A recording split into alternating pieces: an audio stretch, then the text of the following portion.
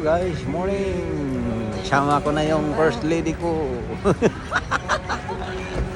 Nagpapaganda na yung first lady ko, kasama na daw kami. Di abalay ko ba, alam ko ba namang mag-vlog ka. Alam ka mo may content kaya magtripan mo. O, di ba? Vlog ka kaya. Wala namang content kaya guys. Ako nang Cute na naman siya guys. napagtripan niya. O, di ba? Para na siyang si balot na balot. Pero buti ngayon may init, may araw. Tapos na rin kaming magsimba.